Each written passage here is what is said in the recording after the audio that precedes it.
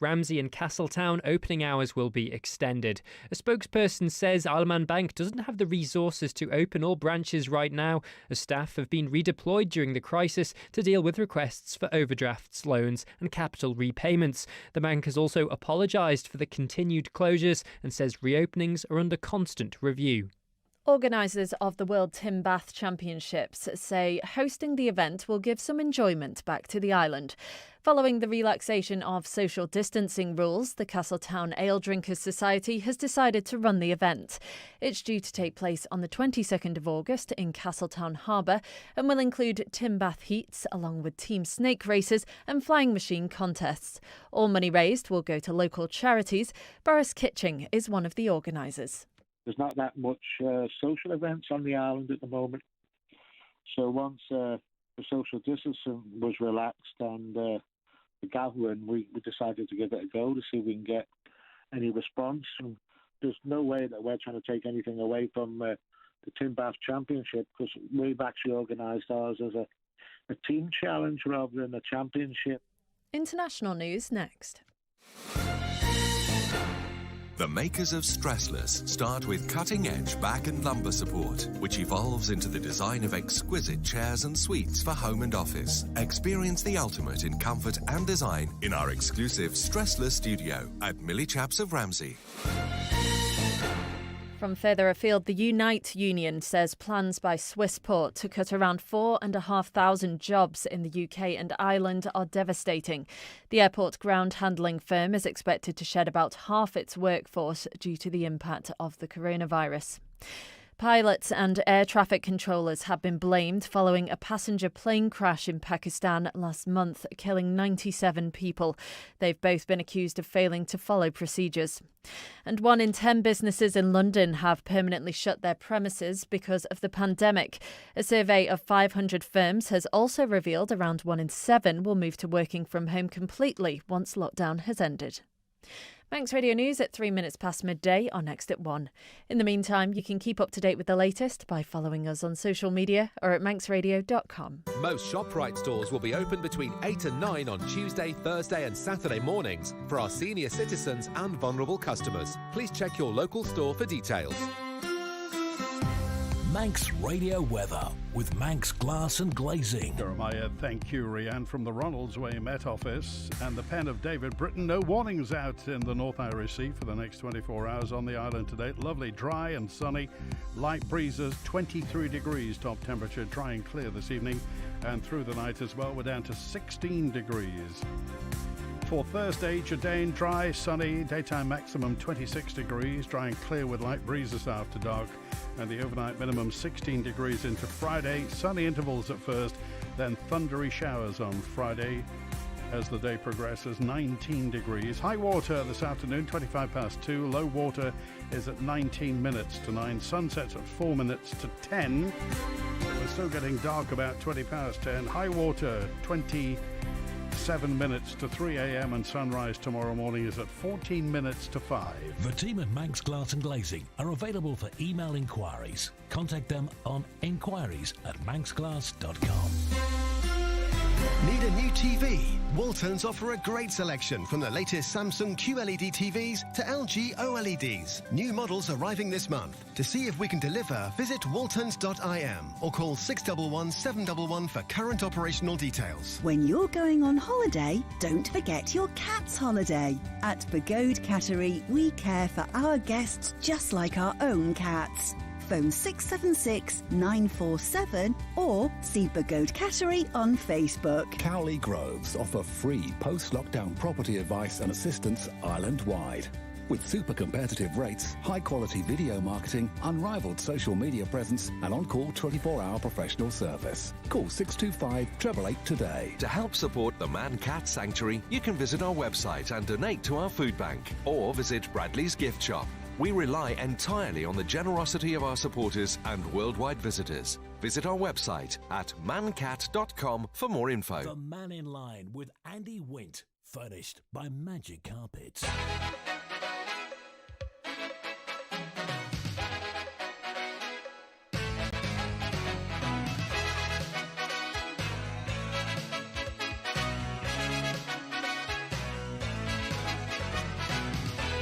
Good afternoon, 6 minutes past 12 midday. The Mannin line in session through till 1 o'clock. Text 166 email studio@manxradio.com or call 66 13 68. Onken MHK Rob Callister is with us today through till 1. Recently appointed children's champion and member of Keys since 2016. Anything you'd like to ask Mr. Callister, text, email or call. And we have lots to talk about.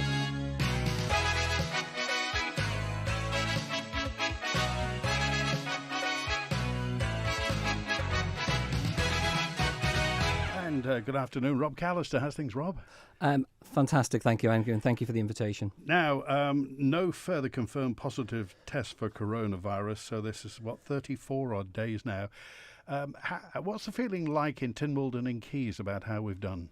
I think the government's done an amazing job over the last 3 months, but now the focus has to be getting back to work, getting back to some sense of normality, and that includes ourselves. You know, it's been very refreshing to be back in the chamber, meeting our colleagues, seeing them for the first time for 3 months, and I think that's the same across the island when people are starting to go back to work. But we do need to get back to normal now. We need to protect jobs. We need to create the future and those opportunities. Now, you've been appointed Children's Champion by the Chief Minister. What exactly does the role do? Where does it start and finish? Right. You have to step back a little bit, and it goes back to May 2006 when there was an inquiry that was held by Mark Everall QC, and it looked into vulnerable young adults. It looked into the care system, fostering, etc. on the island. I'm absolutely over the moon to be appointed the Children's Champion on the island. I think the scope of the role, can be defined in 3 sectors, and that is looked after children, children with complex needs, and young carers on the island. I think there is a bit of confusion around what my role is. I'm not a Children's Champion for the whole island.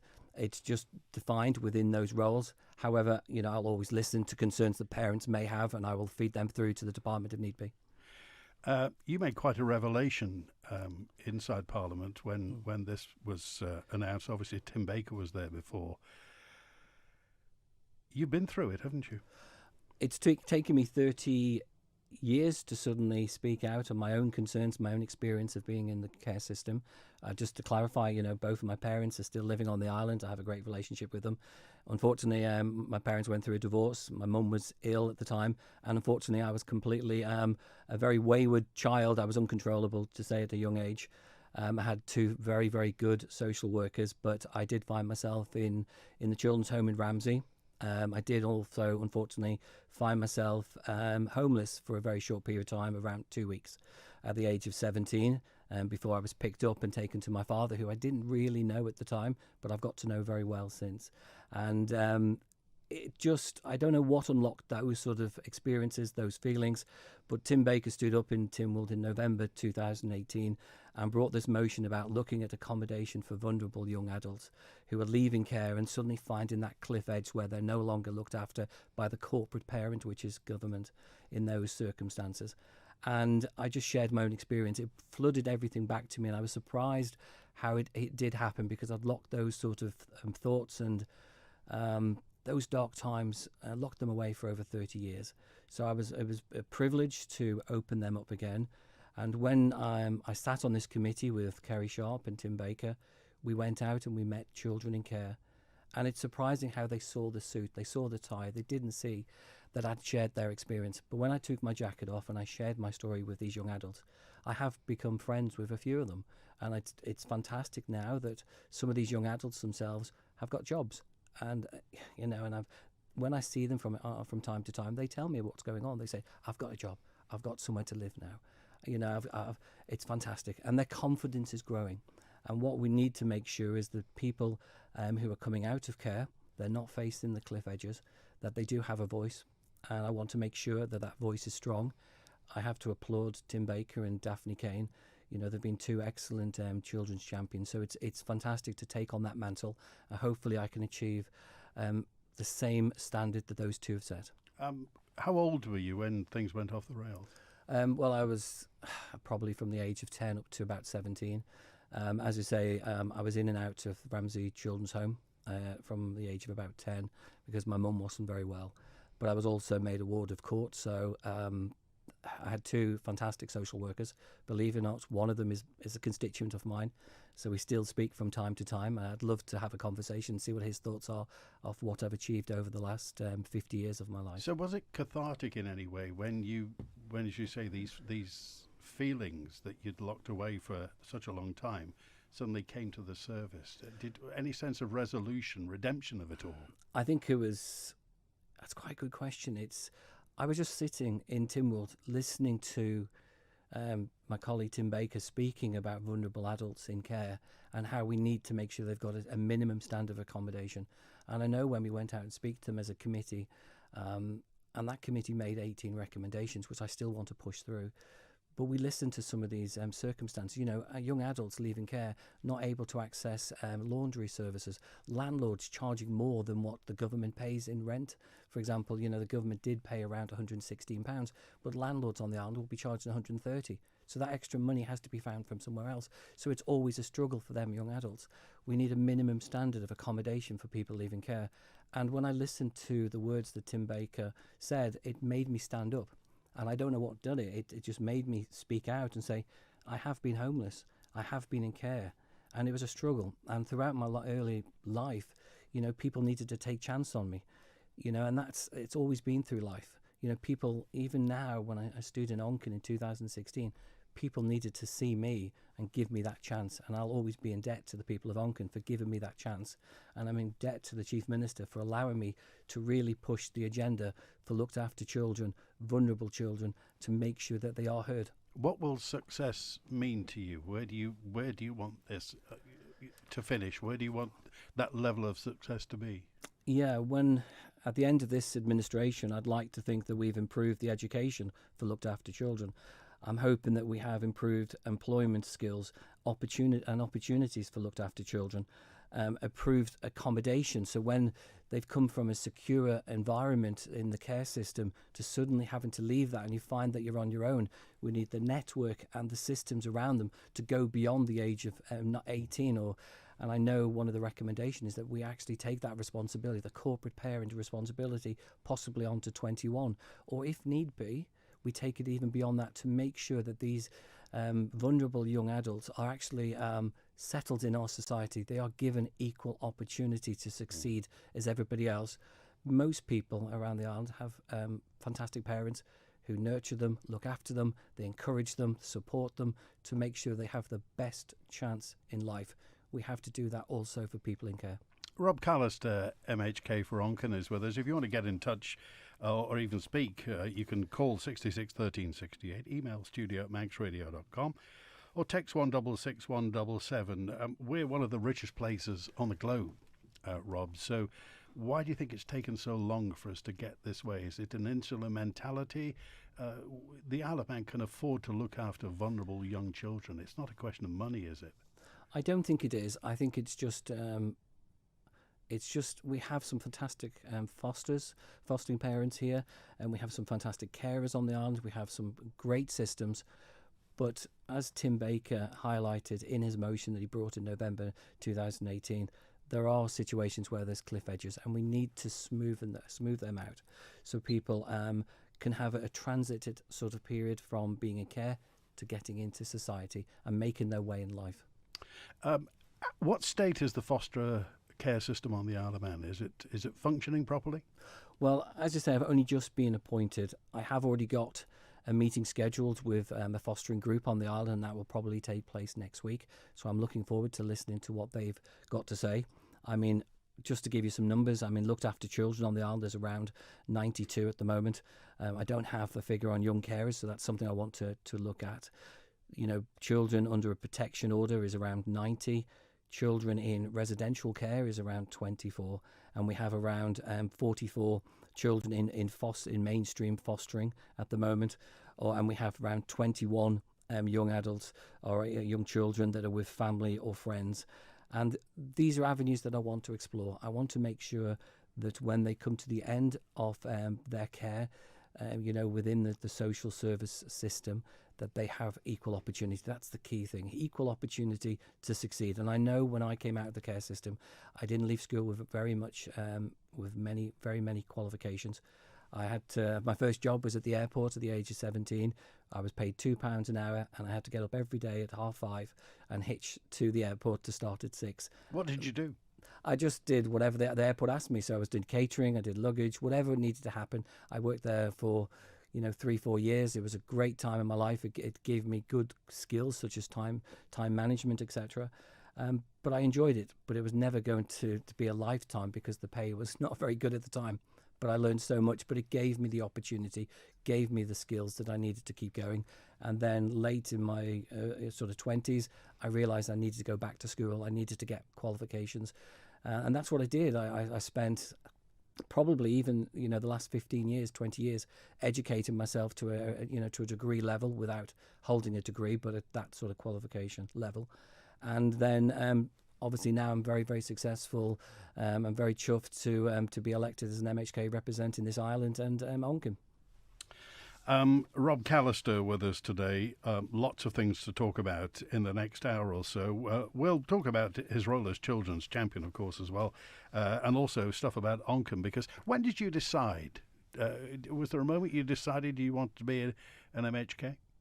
No, I came into, I believe it or not, I'd ran pool and darts and snooker on the island for over 28 years. I then decided I wanted to step back from that role. I found myself having a bit of time on my hands. A neighbour of mine was an Onken commissioner. I started speaking to him. I started getting interest. I'd already followed politics, from a young age. And then I just decided to stand locally. I enjoyed it. I felt I was trying to make a difference for the people of Onken. And then around 2015, I decided then that I would just throw my hat in to see, if I could take myself and test myself at the next level.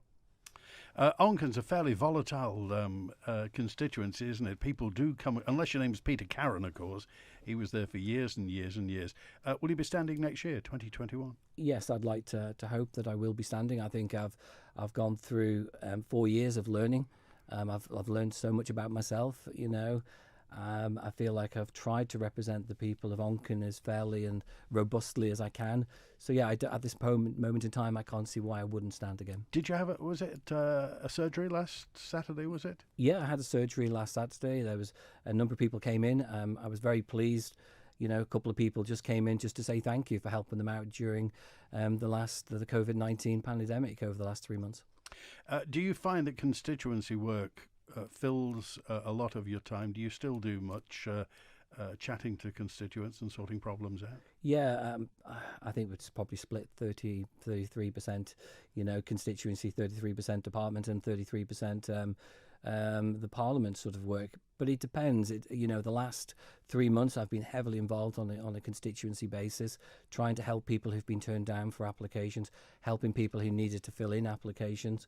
And there's just the general concerns about, potential loss of jobs, loss of income, some of the pressures that families have felt over the last 3 or 4 months, and the uncertainty what's going to happen over the next 6 months. What do you think about Glencrutchery Road and Governors? Yeah, I mean, it's a mess. I think it's the best way to describe it. I sit on the political board for the DOI because I was asking so many questions. I was invited onto that. I'm as disappointed as anybody else who is, as a political member who sits on that board, I was not given the information to make a sound judgment. I'm fully in favour of the promenade going one way in order to get the work done. We need it done ahead of the tourism season next year. But I did not agree in any shape or form to put a bus lane in, which only has a limited number of buses going through there. And the Governor's Bridge, I just do not understand. I've gone through that several times. It does feel dangerous. You're having to slow down watching, the traffic coming from all directions. Has it affected Onken in any way? I think the traffic has backed up in Onken, and I think the people of Onken deserve some answers, because I totally agree of getting the promenade done, but I do feel that having that extra lane put in down by St Ninians is having a major effect on traffic, which is backing all the way up into my constituency of Onken. So yeah, I hope the DOI look at this again, remove that bus lane to allow the traffic to flow naturally in that left lane and to get into Douglas, because this is about allowing traffic during peak times, first thing in the morning, lasting at night, to get into Douglas and to get home. Active travel is something we can look at a later point in time. Because I know you're quite concerned about traffic flows in Onken as well, aren't you? Yeah, I've always been shouting that we've got to have a full assessment of the traffic flows into Onken. I represented the people of Onken during the area plan for the East. I went and gave evidence at that inquiry. I'd kept my constituents fully informed of the submissions I've made and how I've represented them. I've said before any further big estates happen in Onken, we've got to have a full review of our sewerage system, a full review of our traffic systems, because I know a lot of them are reaching around 90%. And you've got to remember that when the mountain closes, all the traffic from the north of the island comes through Onken. So it does need a full assessment. What's going to happen to Onken then in terms of population? You're talking about developments. Where will Onken go? Where will it expand towards? Yeah, that's a great question. I don't know, because at the moment it's pretty ring fenced. We could build. Sleggaby? We could build. There's 3 fields that's been penciled in to the top of Birch Hill. But for that to happen, they're going to have to look at how that traffic is managed. It can't come through Birch Hill. It can't go through Hilbury. It can't go through the village. So they've got to find another way of that traffic exiting. We definitely need a new school in Onken. So there is a lot of work that has to happen, but we've got to sort out some of the concerns over flooding. I know we've just had a report on flooding in Laxey, but the same happens in Onken. If you build higher than an existing estate, then you're almost certainly going to have runoff on that estate that's just been built onto the lower estate. So we've got to look at those situations and manage them and make sure that we have a proper sewerage and rainwater system that actually can take some additional building. Okay, this is Julie just said, Rob, you're doing a great job. I'm so pleased you're now representing children. That's from Julie. Here's a note in, also said, I'd like to speak out for all the young adults who are struggling with mental health, low self-esteem, no qualifications. I'd ask the government to support apprenticeships and training for those who are suffering due to this, as we have capable talent going to waste, and how youngsters, those youngsters having a poor quality of life, which I think is unfair. Help, please. Apprenticeships. Yeah, I fully endorse apprenticeships. I think we've got I've just mentioned this in the last couple of meetings I've had with Treasury and DFE. We've got the perfect opportunity now to accelerate our apprenticeships, making sure that, say, for example, the sector that I look after, which is tourism, we've got a chance here to put people leaving school to go into apprenticeships, and maybe when we open our hospitality again back in March, fully open, what I'm hoping for, that we have people who've already done an amount of work at the college, and then for them to go straight into the workplace. Because we have, in our sort of hospitality sector, we have relied heavily on people coming over. We need to replace those skills if they're not staying. So there's a lot of opportunities, engineering, building trade. There's so many opportunities for us to actually get kids into apprenticeships and then into professional And career. apprenticeships are like a ladder, aren't they? They can easily move from one level to the other. I think it's worth highlighting the success of the engineering sector. Engineering has had that apprentice scheme in place. They've gone in and done a couple of years there, and then they've come out of there and gone straight into a factory. The factory then has actually nurtured them through the final couple of years of their apprenticeship. It's very successful. We need to model that into other sectors. With Rob Callister, Onken MHK. Well said, Rob. An honest answer about the cycle lane, says somebody.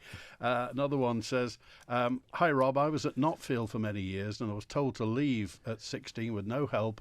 I was in prison many times after that. I did get help years later.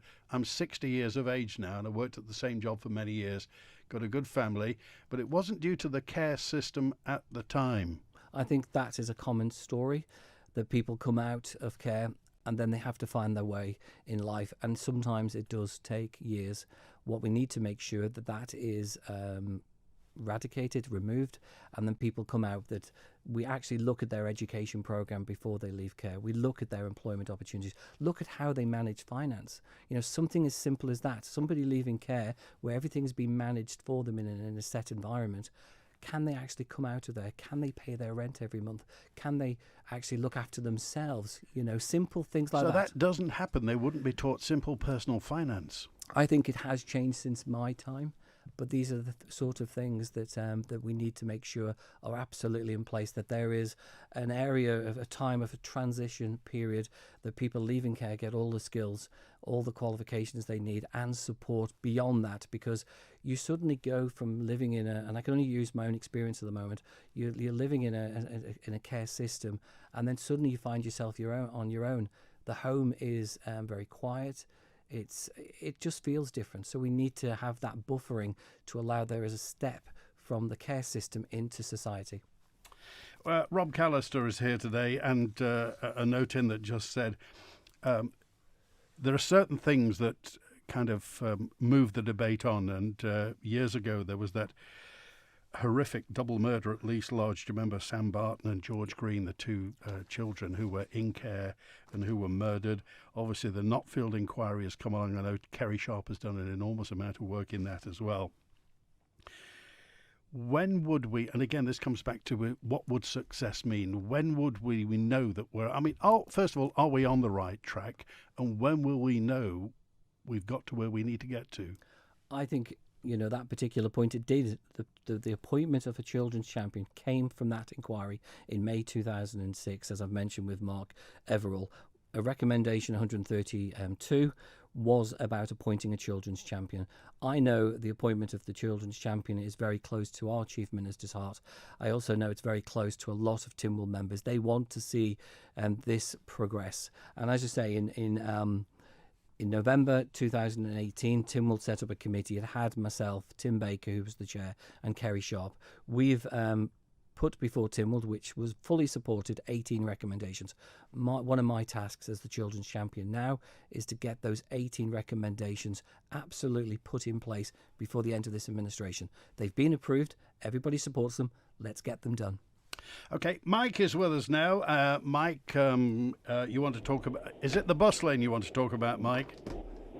Yeah, it was the bus lane that I wanted to talk about, Andy. You've got Rob on there, and he obviously has the same opinion of most of the general public. As you know, we represent the taxi trade on lots of matters, and I'm secretary of the union branch, and we've got a bit of a gripe with the bus lane. We don't think, firstly, that it's needed in the first place. As Rob has said, traffic flow is better without it, and if they'd have implemented 2 lanes from the grandstand all the way through for all traffic, then traffic flow would have been better. I've asked a few questions of Tim Baker. I wrote to him initially the Monday after the bus lane was opened, and one of the things I wanted to know, where was the order for this and under which legislation it was implemented. I got an answer back a week later, not from Tim Baker, but from a civil servant, Tim Cowan, and the question about the order and the legislation was not answered. Now, out of magic yesterday in the Isle of Man Examiner, the order appeared in the public notices. That bus lane is not legal until the 30th of June. It is an advisory at the moment. They've applied in an order for the bus lane to be implemented from 6 a.m. on the 30th of June.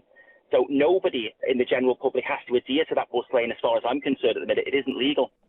As long as they Yeah, totally agree. I saw the article myself last night and I was surprised to see that.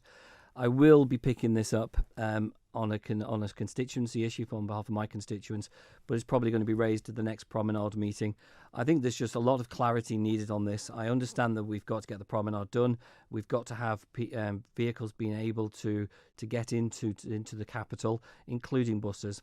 But I think there's a lot more questions needed on this, because I think everybody got caught out with these changes. I think even on a political level, and I think most of my constituents suddenly woke up on a Monday and found this new system in place. Yeah, answers are needed, and I think clarity on various points needed as well. It's 12:30 on Manx Radio. Rob Callister, Onken MHK through till 1. Text 166 177.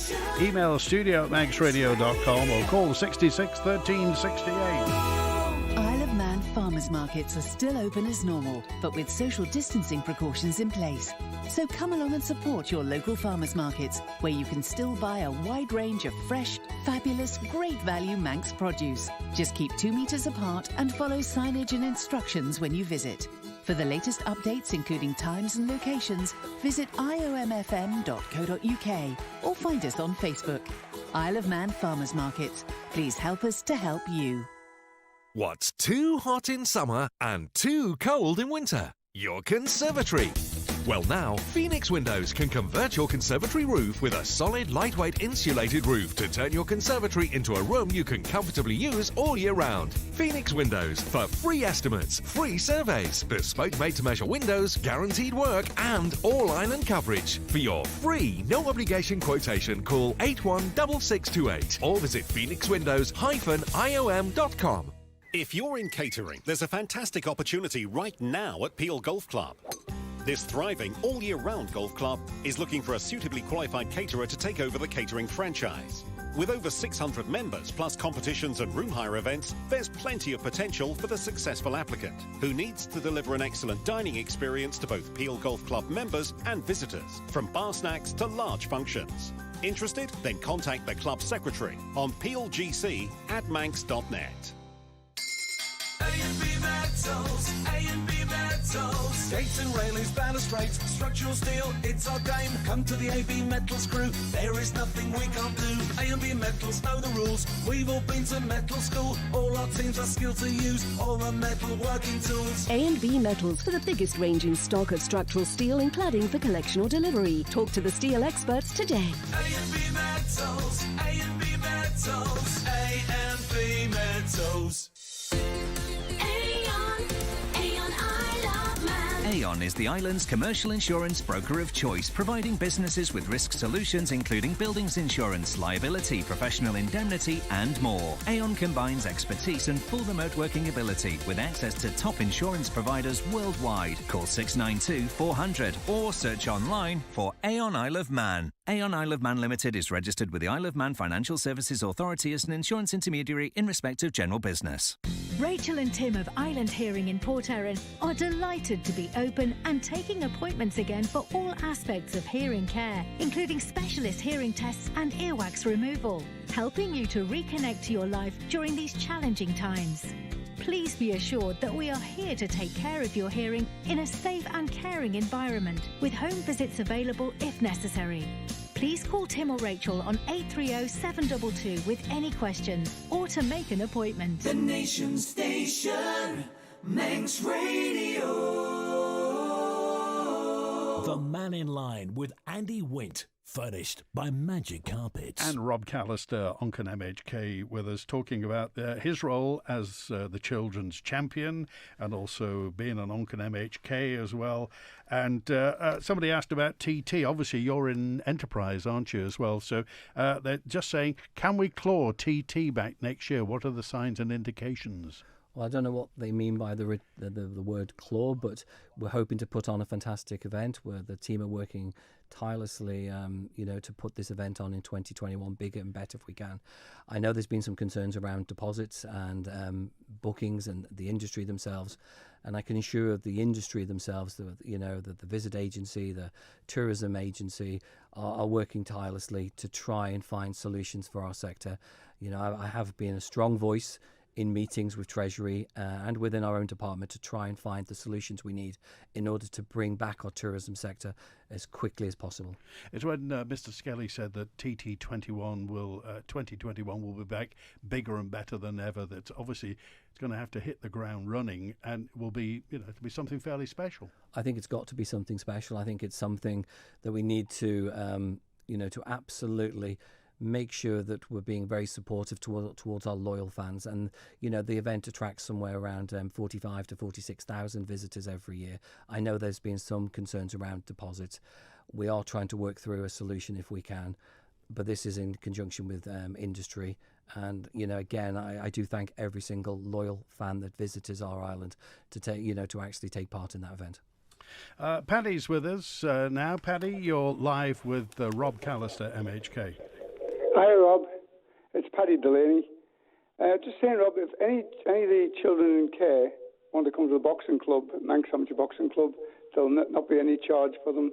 And Peter Roberts has welcomed them with open arms. So any time or anything we can do to help keeping kids fit and getting back to normal, welcome down there. I do appreciate that, Paddy, and maybe if you can just drop me your email and I'm quite surprised you didn't mention snooker as well, because I know you're a very good snooker player, so we may be able to add that in as well. Okay, by the way, if you want to, Rob Callister's got a wonderful website, robcallister.im. Everything's on there, and I think it's robcallister@manx.net, isn't it? My email or my government one is rob.callister@gov.im, and my personal one is robcallister@manx.net. What part do you think sport plays in then youngsters who are vulnerable?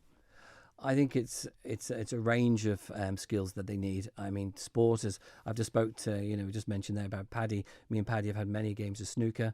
I think it gives you the skills, gives you the competition you need as well to succeed. I think it's opening up these avenues. You need a range of skills for society these days. Funny enough, that's just prompted something for me. Years ago, I worked in the youth service in Birmingham, and there was one particular kid who came to the youth club who was. Let's just say maths wasn't his strong point until we played darts.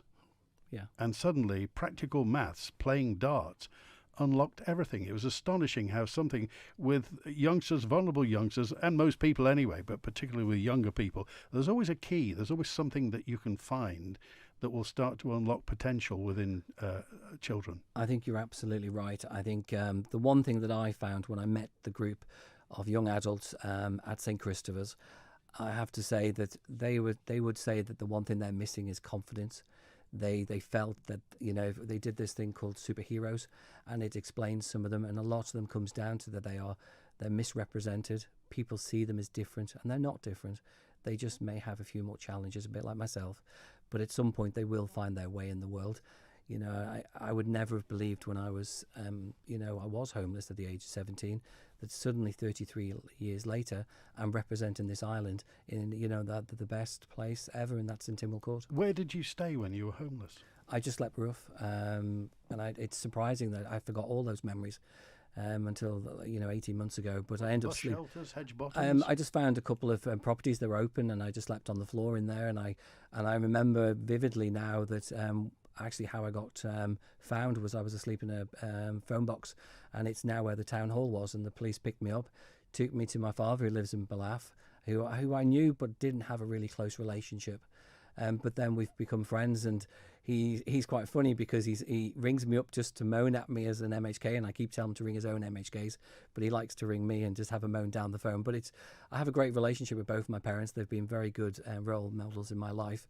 But as you say, it's I still have those dark memories from when I was 17. And sometimes a young person can be in that dark tunnel of despair and won't know the way out. And at a young age, things can get an awful lot darker. So it's incumbent on our society, Tynwald, everyone really, to find young people and rescue them. I think it's slightly different these days because of social media. And when I was 17, I was asked to leave a property, and it was, as I say, it was my fault. I'm not putting blame on anybody else. It was my fault. I was asked to leave the property. I didn't quite fit in as somebody came out of care. I was staying in a property where all the residents were older than me. I just didn't fit in. I was asked to leave. I couldn't have contacted my social worker. So what was the option left for me to do? And the option was, it wasn't until I walked out of the property and I started walking around that I realised I had no money. I had no money to make phone calls, etc. So the only option was to walk around the streets of Ramsey until eventually I was picked up middle of the night by the police in Ramsey. Do you think social media is a good thing or a bad thing? Personally, from my role as an MHK, it's an excellent thing. It enables me to reach out. It enables people to contact me any time of day. I control it because I can respond when I can. I think from a negative side, it can make lives quite difficult, because if you go back, a few years, if you were being bullied at school, for example, once you got home, it was your castle, it was your safe area.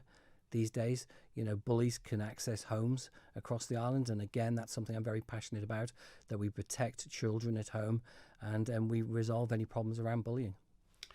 Rob Callister, Onken MHK. Let's talk more about Onken as well. And you were talking about where the development may be. You weren't a big fan of the Eastern Area Plan, were you? I wasn't in favour of most of the recommendations. I worked hard. I spent hundreds of hours researching it, the history about the inquiry.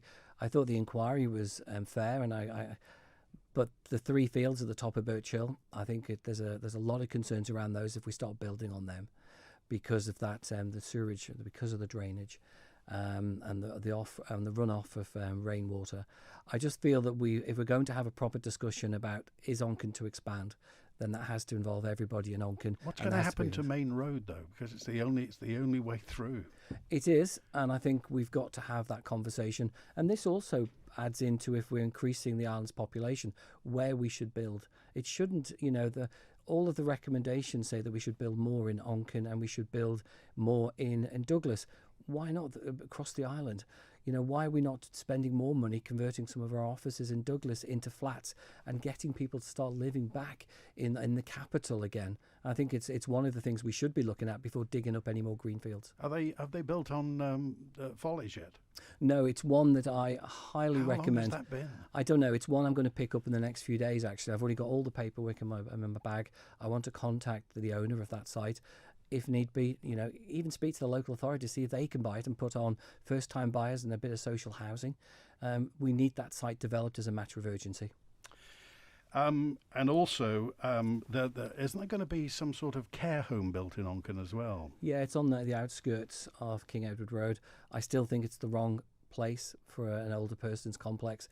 I agree that we need one in Onken, and I have a few ideas myself of where that should be, but it shouldn't be there. I don't think it has the sort of infrastructure and the services attached, especially bus services. It's the wrong location for me. So what's the state of social housing in Onken at the moment? Yeah, we're currently, government's going through a review on the housing strategy. We had a general debate in Tynwald only a couple of weeks ago. I think the commissioners do an amazing job. But a lot of the general housing was built between 1940 and 1970. It needs replacing, and government should be investing in more housing, more social housing.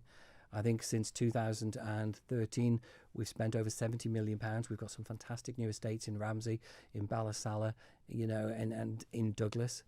But what we need now is some more additional housing. And I think over the last 7 years, we've only generated an extra 66 houses.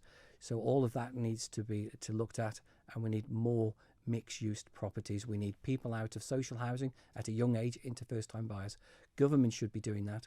When they see a young couple who needs social housing, which I fully support, they should be looking at them and saying, I think you're almost ready now to get your first-time buyer's house. If you can't pay part of the deposit, let us step in and help you with that. You think those thresholds need to be altered so that young people, because obviously sometimes the trap is that two people with moderate salaries can be above the threshold and they're then trapped in rental for the rest of their lives. And that is something we've got to change. We've got to change that culture. If we, people with a young family going into social housing because it's the best option for them, we need a minimum standard, I've said, in the private sector. Work with landlords to say this is the minimum standard we will accept as an island. And from that, if people need social housing, let them have social housing. But we monitor them very closely.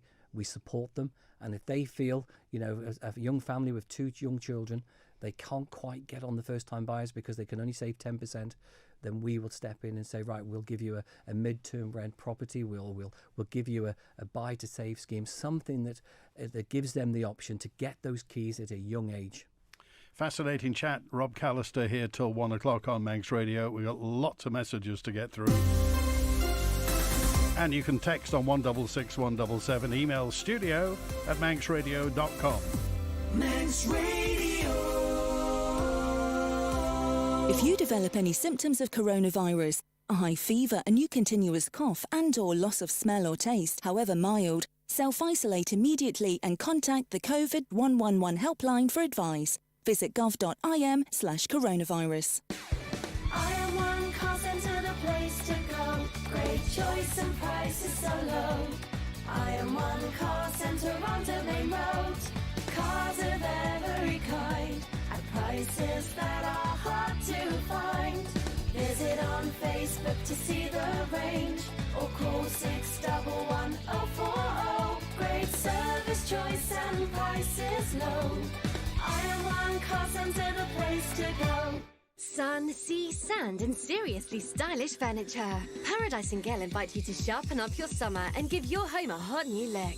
Come and browse their mesmerising collection of modern and traditional furniture, displayed across 3 fabulous floors, and find something perfect for every room in your home. And with 0% finance subject to status, plus free immediate delivery. The hottest destination this summer has to be Paradise & Gale, Michael Street, Peel. Paradise & Gale. You'll love our furniture, you'll love our prices. New pension legislation announced in the Manx budget enables pensions with values up to £142,000 to be potentially cashed in. But just because you can does not mean that you should. Talk to Blackford Financial Services to find out more about your specific pension options and how this may affect your retirement planning. Please call Blackford Financial Services on 627 674 or visit online at blackfords.im. Blackfords. Retirement planning made easy. Construction waste today. Tells recycle for another day. A builder skip or two. Tells skips will bring to you. Need quality Type 1 stone for your building or contracting job? Then contact Tells with no minimum order for collection or delivery. Call 677 137. Visit Tells Limited in Snugborough or find Tells Limited on Facebook. Skips are what they do. We're the guys that hire one to you. Call Tells Skips today. 677 137. Set in a beautifully restored Manx barn, just a mile from St John's on the Patrick Road, the cafe at Close Lease Farm isn't just another cafe. With 28 Great Taste Awards, it's a real destination for lovers of fine food. Whether breakfast, lunch, functions or private hire, we celebrate Manx ingredients by using produce from Close Lease Farm and across the island. Also visit the farm shop, where you can buy some of our award-winning produce to enjoy at home. For opening times and more, visit closeleasefarm.com or find us on Facebook. This weekend here on Manx Radio, you could be a huge winner as our winning weekend wordplay continues. From our friends at Walton's, this week we're giving away a Hot Point stainless steel fridge freezer with a water dispenser worth over £500. To be in with a chance of winning, keep listening all day Saturday and Sunday for the window of opportunity to open. Listen out for the code word on air, check the code word on our Facebook page, put together the famous phrase or saying, and you'll go into the big prize draw. We'll then announce the winner on Monday's breakfast show at 10 to 9. So keep listening right across the weekend as we team up with Walton's for Manx Radio's winning weekend wordplay. The Man in Line with Andy Wint. Furnished by Magic Carpet. It's 12 minutes to 1 on the Man in Line. Rob Callister, MHK, one of the Onken MHKs, along with Julie Edge, of course, isn't it? Used to be 3, now 2. And a question regarding a part of Onken represented by MHKs outside the Onken area without a personal interest in Onken. What's that mean? Well, it relates to the House of Keys election and the boundaries. If you stand on a local ticket for the commissioners, then you represent all of Onken. House of Keys was split into 12 constituents of 2 seats. I personally stood in Onken because I wanted the name Onken in who I was representing. I actually live in Onken. I pay my rates in Onken, but from a House of Keys election, I actually live in Garth, which I feel very angry, and I think a lot of people still living in those fringes on Lakeside and etc. do feel that they want an Onken MHK. I would still love to represent the whole of Onken at some point in the future. A question in that says, we also need more sheltered housing for the over 65, but not means tested. Everybody deserves care in their senior years, not just council house tenants. Yeah, I totally agree. We do need, more older persons complexes. I've also said in my speech in March during the budget that we also need to allow people over 50 to be able to retrain, to reskill. The second highest sector of unemployment on the island is the over 50s. We need that addressing as well as a matter of urgency.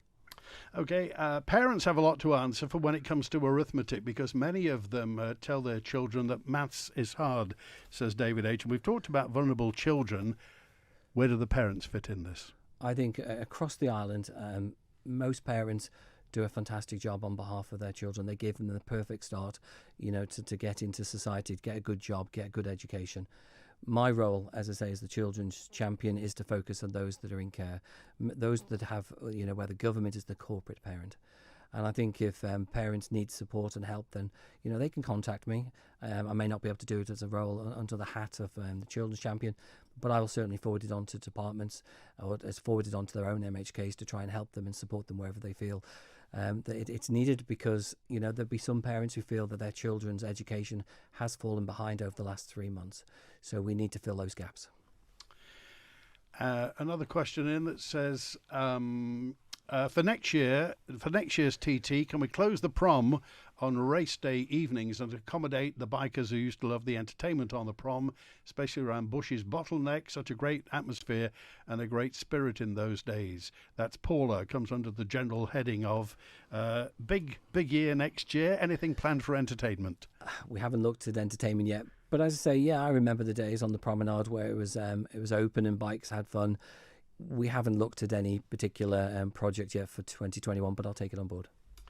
Okay, Mr. Callister, what was your definition of homeless in your situation? You said you were homeless, and all this is John, who said, I was in care for over 12 years and was abused under the care of the Manx government. I've been homeless, I've slept in a van, in a shed, wherever I could.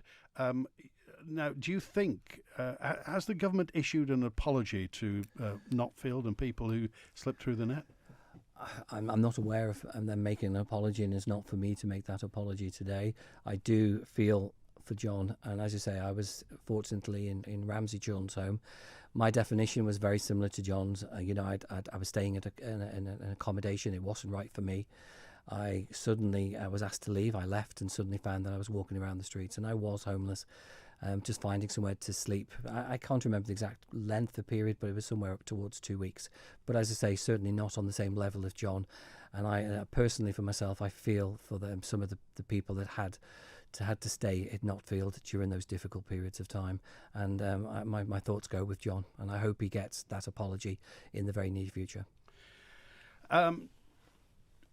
My memory, this is a note in from Mike, who just said, my memory of COVID-19 is the way we treated elderly in the care homes in the Isle of Man. The elephant in the room, the disproportionate deaths in Abbotswood nursing home is shocking as well. Do you think the resulting closure of Abbotswood and the police investigation should be done by a completely independent body, or do you think we can handle this on the Isle of Man? Very rare I do this, but I'm not going to comment on Abbotswood because we know there's ongoing investigations, and I think it'd be inappropriate for me to actually say anything on that particular topic. I'm attended a funeral on Glen Crutchery Road with the new traffic setup, no provisions for parking on Glen Crutchery Road. Bring back the old system, they say. I totally agree, and I never even thought about the crematorium there, but I think we've got some serious concerns down there during peak times. And also the question regarding Onken, this is, what's happening to the old, it was the old holiday centre at House Drake, the one that's down below the House Drake. It's the old holiday centre, the White City. Yeah. They did have a couple of applications. I know they went through planning. I don't know where they're up to at the moment. And again, because Onken is bisected by the main road going through it, lots of people in Onken. Do you think Onken's got enough facilities? Obviously, it lost the bank, lost the Isle of Man Bank as well. Do you think there needs to be more facilities within Onken? I would love, more facilities, more shops. Go back 30 or 40 years where people start shopping local. We do have some great facilities, some great businesses in Onken, but yeah, we definitely need a few more if we can. It's a very personal question, somebody said, and I'm not going to mention any name. And the lady is saying that her teenage son is out of control. What do I do? Well, in that circumstance, she can drop me an email at rob.callister@gov.im. I will look to see if I can wear my children's champion hat. If I can't, then I will absolutely forward that on to the relevant department in the MHK in that area. Rob, did you ever blame your parents? No. It was me that was out of control. I grew up in Andreas. My parents got divorced. I then went downhill fast. I've managed to turn my life around. My mum and my father are two of my role models. I expect my dad to ring me at 1 o'clock and probably chastise me a little bit as soon as this interview is over. But no, I have the greatest respect for them. They did what they could. I put a lot of the blame on myself. I was out of control at a young age, but I've managed, hopefully, to turn it around. MHK, Children's Champion, Rob Callister, representing an Onken seat as well. So back with the Children's Champion. What's on the horizon for you now? Well, it's about me actually now chairing the corporate parent group, speaking to individual groups, and I've got a lot of meetings to have over the next few weeks. I want to listen to carers, to fostering parents. I want to engage with the Director of Children's and Families, Director of Inclusive and Safe Care and Guarding Parent, the corporate parent groups. There's a lot going to happen, and I want to make sure that it's not just a talking shop, that there is some actions. More importantly, I want those 18 recommendations from our committee to be fully enforced and in place before the end of this administration. Rob Callister, MHK, has been with us during the past hour. Thank you for your attention. Tomorrow we'll have an update from Jersey. We'll also be talking to Major Charles Wilson about the military weekend. And on Friday, Education, Sport and Culture Minister Dr. Alex Allenson will be with us. Thanks for your attention. Thanks to studio producer Howard Kane. I'm Andy Wint. And the Mannin line is back tomorrow at 12 midday.